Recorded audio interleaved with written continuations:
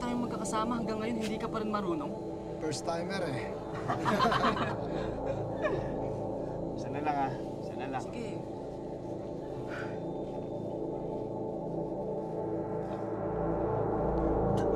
Ayaw ka talaga, pare. Ayaw ka na. Hindi ko kaya, hindi ko kaya. Ang bilis mo namang humayaw. Ibig sabihin ba nito, pati ang paghahanap mo sa mga kamag-anak mo, ano, ayawan na rin? Hindi, huwag ka naman ganun. Mga kamag-anak ko, hanapin ko yung mga yun. Ayoko yata maging palaboy habang buhay.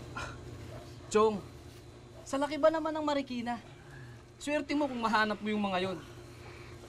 Basta mahanap ko sila, alam ko. Oo, pare. Thank you.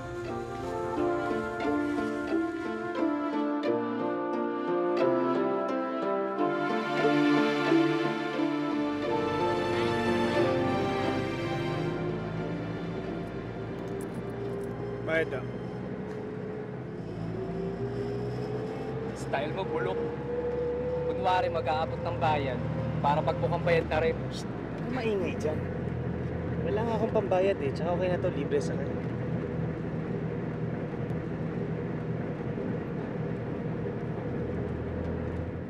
Chong, mukhang nakahalata na yung tsuper. Ganon? Tignan mo naman, sinisilip ka na.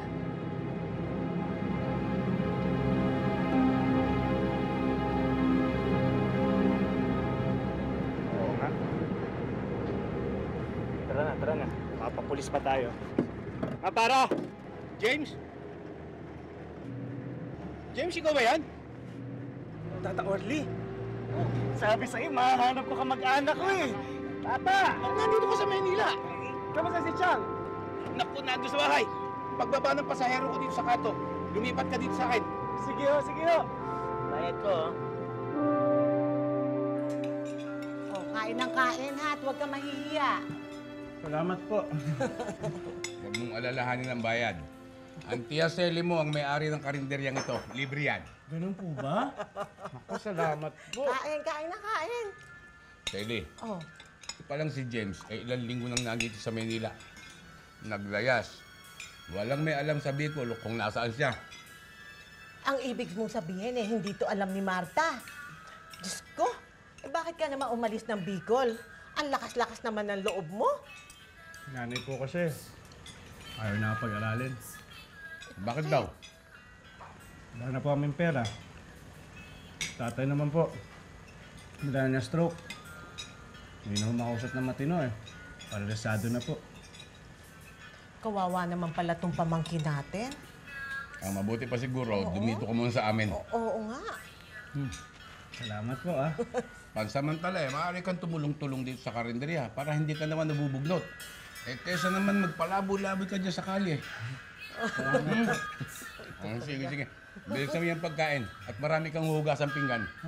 Oo, teka, ikukuha kita ng pansit. Sa edad na 17 taong gulang, naglaya siya ng Bicol upang makipagsapalaran sa Maynila. Mula sa pagiging isang rugby boy sa kalye hanggang sa maging isang scholar, hinarap niya ang samut-saring pagsubok sa buhay upang marating ang pinakaaasam niyang mga pangarap. Mga kapuso, tungayan natin ang natatanging kwento ng pakikipagsapalaran ni James Bruma. Mag-exam ka rin. Oo. Saan mo nakita? Ako sa dyaryo eh. Ako rin, na isang linggo. Ako si James. Ako naman si Ana. Tagal ano? James Bruma. Sir, ako. Ganda na apelyido mo eh. Salamat po. Pero pasensya na, hindi mo na ipasa exam eh. Ako po, Anong pangalan mo niya? Ana Lokeng. Hindi ka rin nakapasa eh. Ay, sir, ano lang po sana yung resume ko na lang po, tsaka yung litrato. Hingin ko po sana. Para? Para po sana pa susunod kong applyan, hindi na ako gagawa, magastos po eh. Sa palagay ko, hindi pa pwede yung sinasabi mo. Una-una, wala kaming staff na magtsatsaga maghanap ng files mo. Kahapon ko lang ho binigay. Hindi pa ho siguro mahirap hanapin yun. Sige na, umalis ka na. Marami pa akong gagawin. Teka, sir, ano lang ho eh. Ako na ho maghahanap para ho hindi na kayo mapagod dyan sa loob. Makulit ka rin, eh, no? Sige na, lumakad ka na. Marami pa akong gagawin.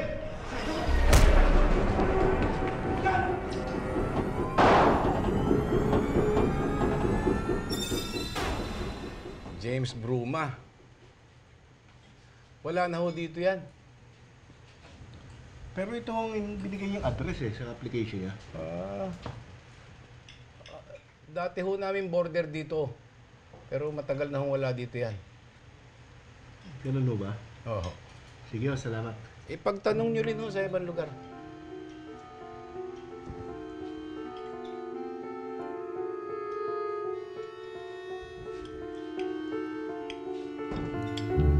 Wala na. Umbas ka na dyan. Mukhang hindi ka tatantanan nun, ah. Mabuti pa siguro, umuwi ka muna ng Bicol. Oo nga, mas ligtas ka doon. Tuluyan nang nagtago si James, ngunit sa kabila nito, nagpatuloy pa rin ang paghahunting sa kanya.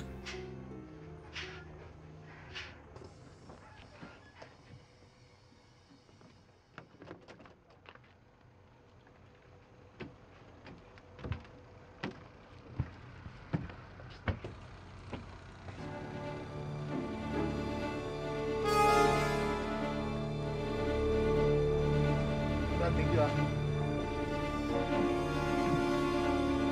Sa kabutihang palad ay nakauwi ng matiwasay si James sa Bicol. Muli siyang tinanggap ng kanyang mga magulang sa kabila ng kanyang paglalayas. Subalit isang araw,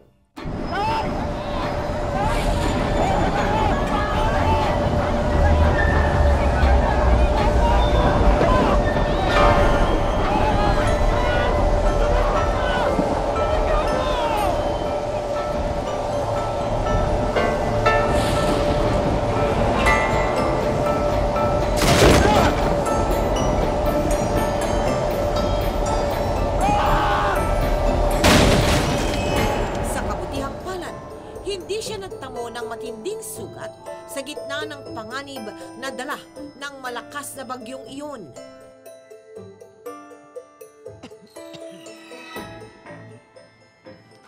Hoy, mga anak, gising na kayo. Hoy, James. James, gising na kayo. Mga anak, hoy. Ay, Humingi na kayo, lumagaw doon, sige na. maaga pa eh. Umuwi ka muna at ayusin mo yung bubong. Tatay naman. Kumuha yung bahay natin. Ano ba bang ayusin natin doon? James! James! James! Hoy, mga anak! Mga anak! James, hindi mo napansin?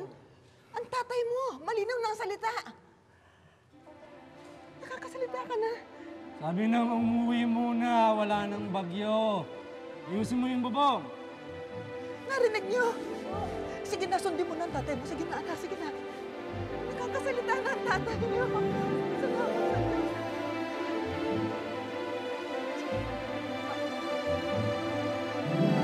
Sinunod ni James ang utos ng kanyang ama na ng mga panahong iyo'y parang milagrong biglang nakapagsalita. Samantala, bagamat sigurado siyang gumuho na ang kanilang tirahan, binaybay pa rin ni James ang kanilang barangay upang hanapin ang kanilang bahay.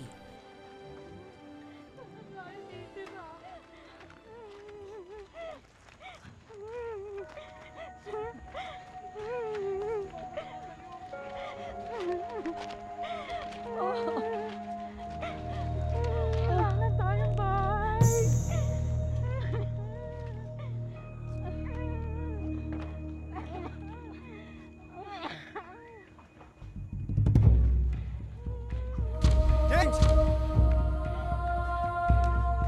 James! Kuya, Tatay. ano nangyari kay tatay? Tatay, dali.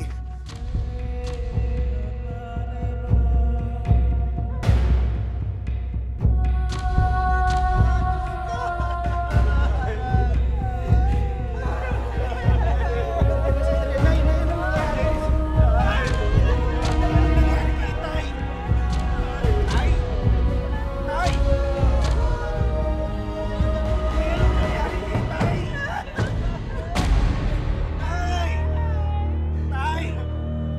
Tay, si James! O, Tay! Tay, gumising ka! Tay! Hindi! Tay! Tay!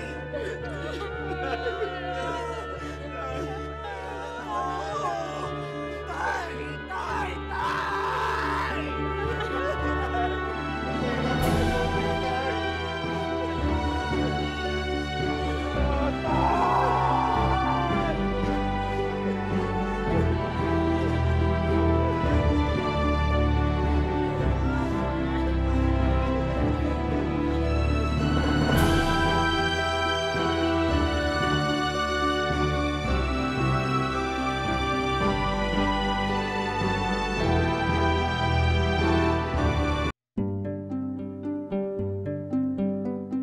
Nang mamatay ang kanyang ama, pakiramdam ni James nawalan siya ng isang kakampi. Muling nagbakasakali si James sa Maynila, subalit hindi nagtagal. Pinabalik siya sa Bicol ni Tata Isaac, na nooy chairman ng Cooperative Agrideco sa Bicol.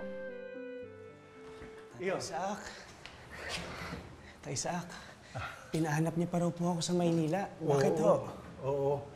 Nabalitaan ko ang scholarship grant ng Shell Foundation para sa kasanayan sa kaalamang pang-agrikultura.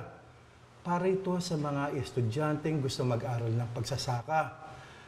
At naghahanap sila ng mga aplikante dito sa Albay. At naisip ko, kayang-kaya mo itong ipasa. Ako ho? Ay, Tata, high school lang ho natapos ko. Iyo, naniniwala ako sa kakayahan mo.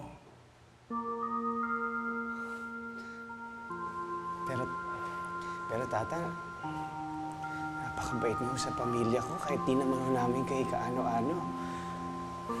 Tata, maraming salamat po. Pero lahat ho yung naitulong niyo sa amin dati, sapat na ho yun. Noong malakas pa ang katawan ng tatay mo, madalas niyang sabihin bilib na bilib siya sa'yo. Gusto kong tuparin mo ang mga pangarap mong makapag-aral ulit kahit wala na ang tatay mo. Malay mo, baka sa'yo ang scholarship na ito.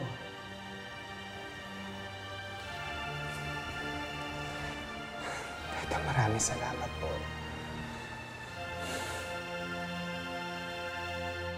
Mula sa 150 mga aplikanteng nagmumula sa lalawigan ng Albay, tanging si James lamang ang nakapasa sa programa ng Shell Foundation. Hindi niya inakala na matutupad pala ang pangarap niyang maipagpatuloy ang kanyang pag-aaral. Hindi nagtagal, nakapasok na si James sa Pampanga Agricultural College bilang isang scholar ng Shell Foundation. Nagsikap sa pag-aaral si James hanggang sa makilala niya si Cynthia.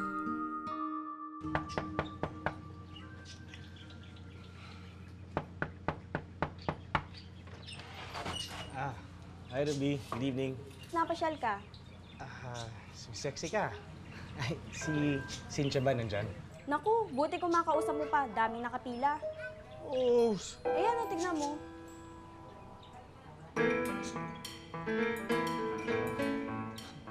Sige, okay lang. Maghihintay na ako dito. Sige. Thank you.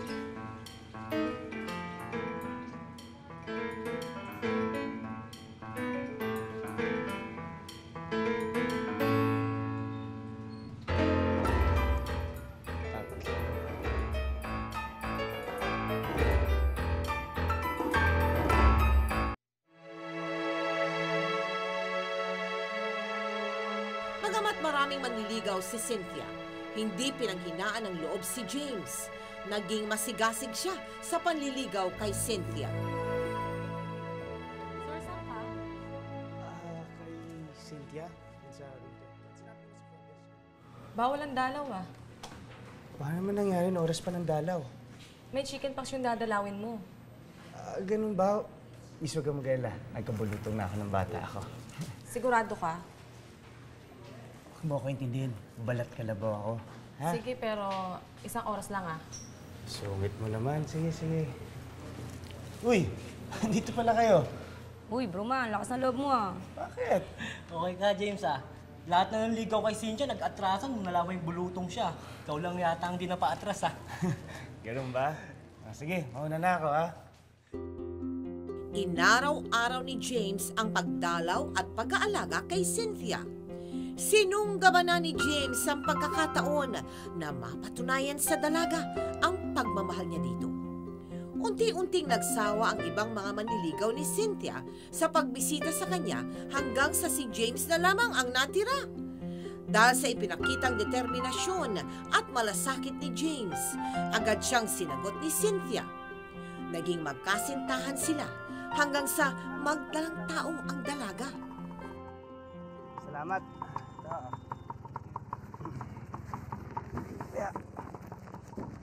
Madahan-dahan, ha? Salamat, Manong. Tara, di tayo.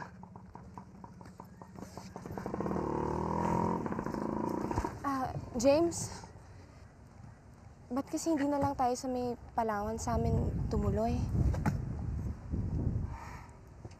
Doon ba tayo? May pagtatanggol mo ako sa mga magulang mo. Stricto si tatay eh. Baka itakwil pa ako nun. Yun na nga, kaya dito na tayo. Sigurado dito, maalagaan ka. Teka. Magugustuhan kaya ako ng nanay mo? Chuck! Ano ba iniisip mo? Di ka na. Dahan-dahan, ha? Ayan, kababayan. Nay! Inay! Inay! Nay! Nay! Nay, Mano.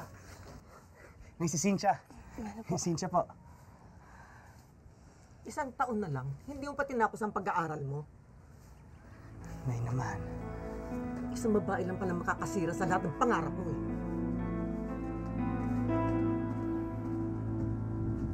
Sabi ko sa'yo, hindi niya ako magugustuhan eh. Tama na. Bigyan mo na ng konting panahon si Inay, ha? Huwag ka nang umiyak. Hindi makakabuti yun sa ino. Anak. Ay, tama na. James! Ay, kuya! Kumating ka na pala! Kuya! Sino yan? Cynthia! Si Cynthia! Ay, ate, lika. Cynthia. May pamangkin na tayo. Kuya! Kuya, nandito sila, James! Tara, pasok. Sige, kayo mo na. Ito para sa inyo to, ha? Yan. Nay, pasensya na kayo na. Hindi ko kayo napasabihan, ha? Eh, ano pa nga ba magagawa ko? Nandyan na yan eh. Nay, alam ko nabigla ko kayo. Pero Nay, mahal na mahal ko si Cynthia. Sana naman matanggap niyo na siya. Ewan ko. Ikaw, nakuha mo maglayas para makapag-aral. Biniyayaan ka ng Diyos na scholarship, pero anong ginawa mo? Ikaw rin ang sumira sa sarili mong pangarap. Sige, paghanda niyo na.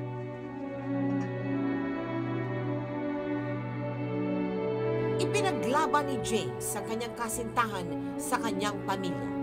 Kung kaya't natuloy din sa dambana ang kanilang pag-iibigan. I now declare you husband and wife. Pwede mo nang halikan ng asawa mo. Salamat po.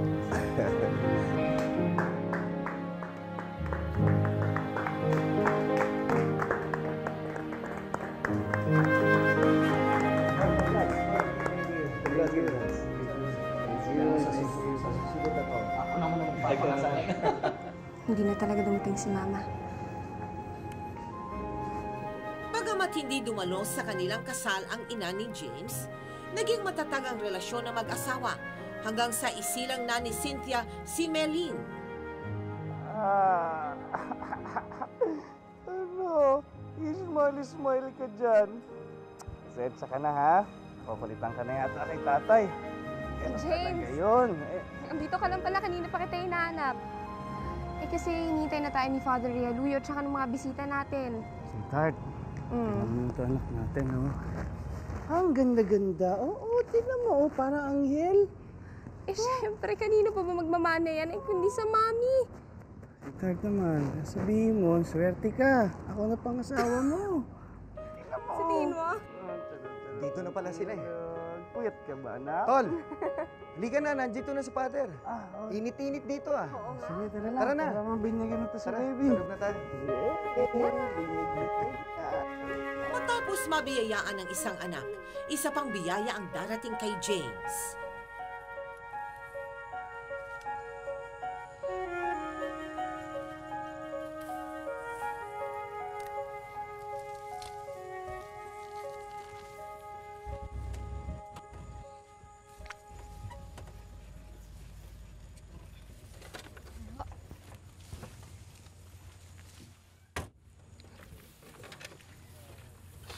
James, may naghanap sa'yo. Kayo si James Buruma, hindi po ba? Ay, oo, sir. Bakit po ba? Taga Shell Foundation siya. Tungkol to dun sa farming course mo na hindi mo natapos. Naku, matagal na ako nag-drop, sir. Hindi ko nga ako natuloy yung kurso ko eh. Nakuha ko lang yung Certificate in Agricultural Technology and Management. Oo, alam ko yun. And I've studied your case. And I must say, na-impress naman ako sa skills mo, performance, tsaka grades mo. Tsaka ang mahalaga doon, na-applyin pa yung 1-year training mo sa pagsasaka. Kaya naman gusto ko sabihin sa'yo na kung ipagpapatuloy mo yung pagsanay mo, maaari kang maging farming trainer. May leadership ka naman, tsaka actual experience sa farm. Magiging malaking bahagi ito para maging trainer ka sa integrated farming biosystems. Oo, sir. Sir, interesado po ako. Naman pala. Halika na. Pag-usapan natin ang masinsinan sa bahay mo at nang bumalik yung pag-asenso mo sa buhay. Sige, sir. Sige, sir. Salamat po, salamat. Tara na. Tara.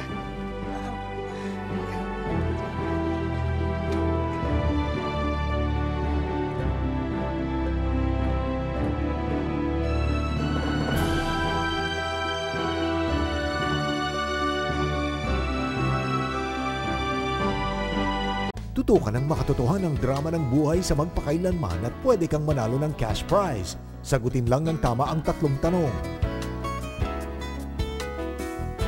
Text MKM, A or B and send to 4627.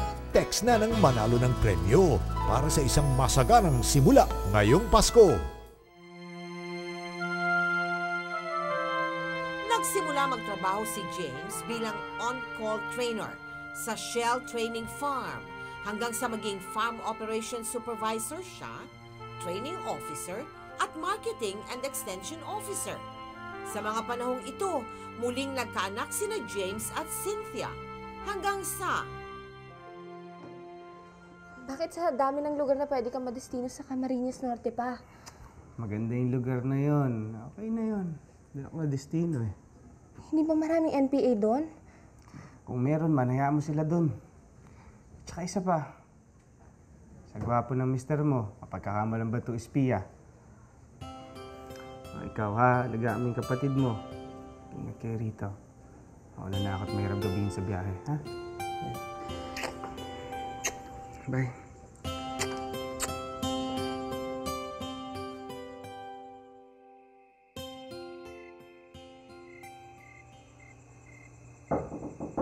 Cynthia! Cynthia! Cynthia! Cynthia! O kuya, Buong araw ko hindi makontak si James. ha? Bakit? May nakakita daw sa kanila. At ang sabi, dinukot daw sila ng mga armadong lalaki. Dinukot ng mga NPA si James, kasama ang 3 pa nitong mga kasamahan sa trabaho.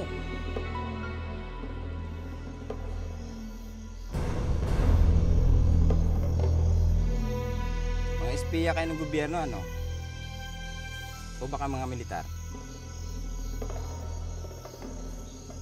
Hindi ho. Mga magsasaka ho kami. Hindi kami naniniwala. Maniwala ho kayo sa amin. Nagpunta lang ho kami dito sa lugar niyo para ho mag-train ng mga magsasaka. Parang awa niyo na ho. Huwag niyo ho kami sasaktan.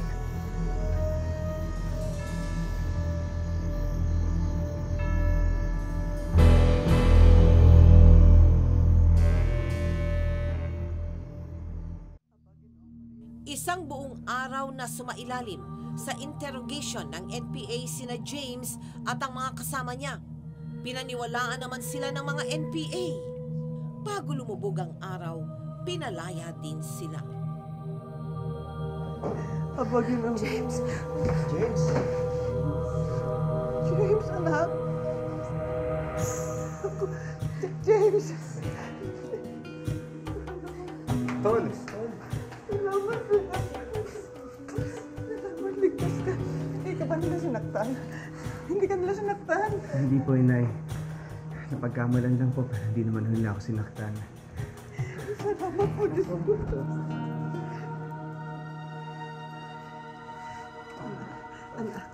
Anak, patawarin mo sana ako, ha, Cynthia. Tawarin mo. Nay, wala na yun. Kalimutan na natin lahat. Ang importante, ligtas si James. Magpakailanman hindi magbabago ang sinisigaw nitong aking puso.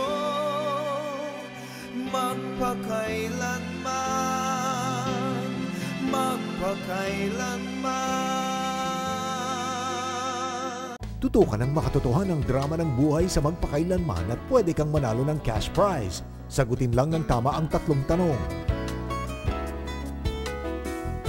Text MKM, A or B and send to 4627.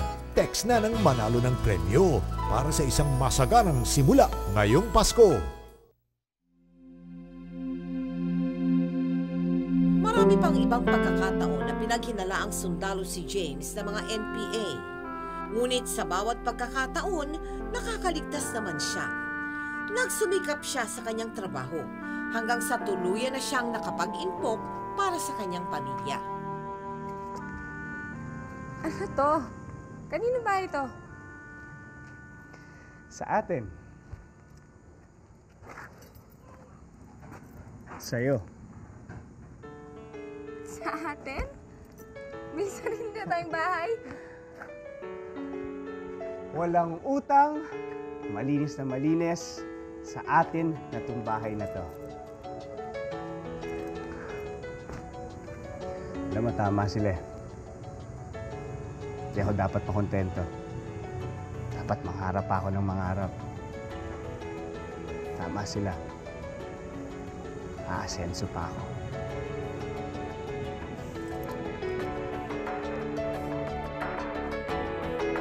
Kasunod nito, muling nanumbalik ang sigla ng relasyon ni Cynthia sa kanyang pamilya na minsan ay nagkaroon ng lamat. Natutunan na ring tanggapin si James ng pamilya ni Cynthia. Hanggang sa... Balik lang kayo, huwag kayo mahihiya, ha? Ang swerte-swerte mo talaga sa anak, Marta. Oo, talaga naman. Naku, mabait yan, masipag, matyaga. At di mo na itatanong, pareho sila ng manugang ko. Nakita mo, bagay na bagay sila. Parehong maganda. Ay, kakain ka na. Sabi sa'yo eh. Bigyan mo lang ng panahon si Inay. Ay. Ayan, bango-bango. Si Japon, ang tatay mo ata. Si Itay? Hello? Itay?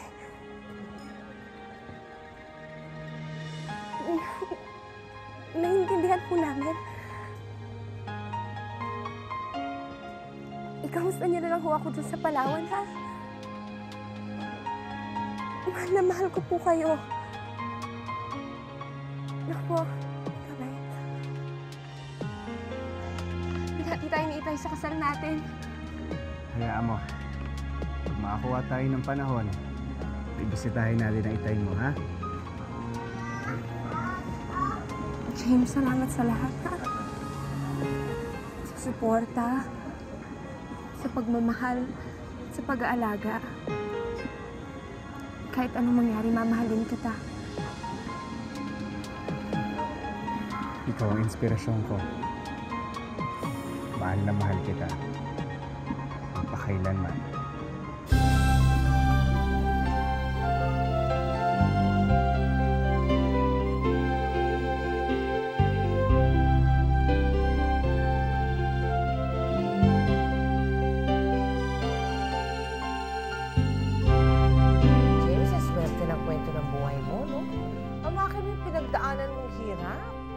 ginagawa mo ngayon? Sa ngayon po, nasa Shell Training Farm ako. Ako yung project staff for marketing and extension assistant. Ano yung ginagawa mo talaga? Nagkukondak kami ng training, yung integrated farming biosystem. Para sa mga magsasaka? Magsasaka, opo. And nagiging trainer ako doon, tigapagturo ng technology. Kung paano ang tamang pagsasaka, Opo. yun ang tinuturo mo. Opo. Tapos, kung anong produkto doon sa training center, ako na yung nagmamarket doon. Ikaw na naghahanap ng bibili Opo. nung produkto doon sa inyong farm. Opo. O, katulad na ano bang mga produkto ninyo sa farm? Mga gulay, tapos yung bigas sa baboy, sa piggery. Nagpo-formulate kami ng sariling feeds. Yun yung mga farm waste, kumbaga, po-convert namin sa feeds, yun ang pagkain. Ikaw ba ni minsan hindi ka nangarap na magkaroon ng sarili mong lupa, na ikaw mismo magtatanim, sarili mong farm, na ikaw mismo magpapalaki ng mga baboy mo? Actually, doon sa Palawan, doon sa ng misis ko, meron nakalaan na lupa talaga para sa kanya. Ako na ang totoo po niyan, nasisimulan na yan. Pagkada may assignment ako sa Palawan, papasyal ako ron. Silip mo na yung farm. Silip. Paano mo narating yan? Para sa mga kababayan natin, lalong-lalo na yung mga nasa probinsya. Di ba? Yung mga probinsyano na akala nila wala nang pag-asa sa mundo para sa kanila. Ikaw na nga magkwento sa kanila, paano nakakamtan yung pangarap? Una, inisip ko lagi, may gabay ako nasa taas eh. Kahit anong mangyayari, saan ka man pumunta, kumbaga, wag mo lang kalilimutan, may gumagabay. May Panginoon Diyos. Opo. And wag nating alisin sa isip natin, sa puso natin, ano talaga yung gusto mo na mangyayari sa'yo. Ang importante, yung determinasyon. James, maraming salamat sa iyo ha. At alam mo, talagang yan dinadakila ngayon yan yung mga magsasaka. Yung mga nagpapakain sa sambayanan, di ba? So sa pamagitan sana ng ng ating palatuntunan, makarating sa ating mga magsasaka na pinagbubunyi namin sila. Maraming salamat sa iyo, James, ha? Congratulations. Maraming salamat, Miss Mel. Si Ma'am Mel, walang kupas. Ba, yan ang gusto ko. Sa magpakailanman na mabigyan ng pagkakataon na makita yung paano lumakad yung buhay ko. Karoon sila ng mapulot kahit konting aral. And siyempre, papasalamatan ko rin yung Shell. Kasi kung hindi sa kanila, hindi ako ganito ngayon. Ang misis ko po, si Che, and yung dalawa kong anak, si Linlin, saka si Dindin. I love you very much. Magpakailanman. Thank you very much, James. Maraming salamat. Sa kasalukuyan, patuloy pa rin sa pagtatrabaho si James sa Shell Training Farm sa Bicol, kung saan nagtuturo siya sa mga magsasaka ng mga tamang paraan ng pagsasaka. Kasabay nito, kumukuha siya ngayon ng kursong Business Management sa Calabanga Community College sa Camarines Sur. Nakatakda siyang makapagtapos sa susunod na taon. Ako po si Mel Tiangco at ito ang kwento ng bawat isa sa atin. Ngayon, bukas at magpakailanman. Magpakailanman, hindi magbabago ang sinisigaw nitong aking puso. Magpakailanman, magpakailanman.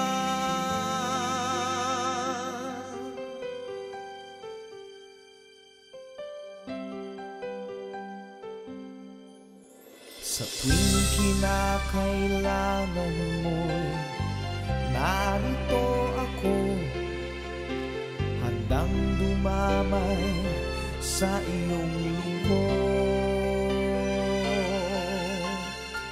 Habang buhay ay hindi maglalaho, ang himig natin ay aawitin ko.